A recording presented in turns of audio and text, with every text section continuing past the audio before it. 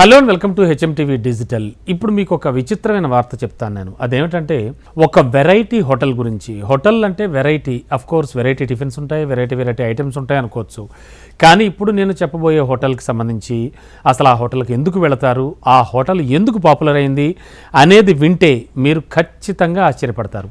అయితే ఒక్కరోజు రాత్రి బస్ చేయాలి అంటే ఆ హోటల్లో 20,000 వరకు చెల్లించాల్సి ఉంటుంది. మరి ఈ హోటల్లో బస్ చేయడానికి ఒక మహిళ వెళ్ళింది.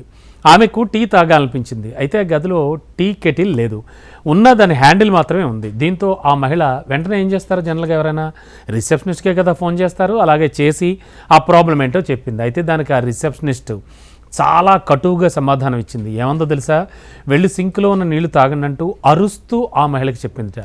ఇదేమిటి, హోటల్ అంటే ఏంటి, ఆతిథ్య రంగం, ఎంత హాస్పిటాలిటీ చూపించాలి, అలాంటిది ఎందుకని అలాంటి రిసెప్షనిస్ట్ ఆ మహిళ విషయంలో అవమానించేలా ఎందుకు మాట్లాడింది అని అనుకునే ముందు మనం ఒక విషయం మాత్రం తెలుసుకోవాలి.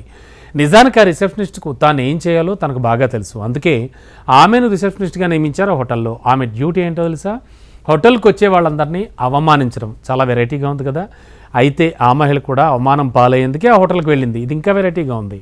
చాలామంది ఆ హోటల్కు అవమానాలను ఎదుర్కోవడానికి వెళ్తూ ఉంటారు.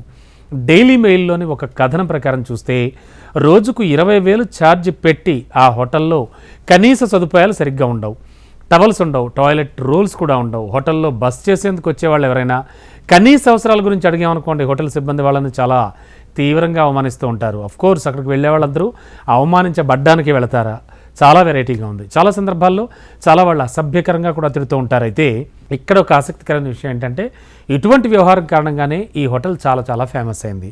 తీవ్రంగా అవమానం పాలవ్వడానికి ఇక్కడికి జనం వెళుతూ ఉంటారట.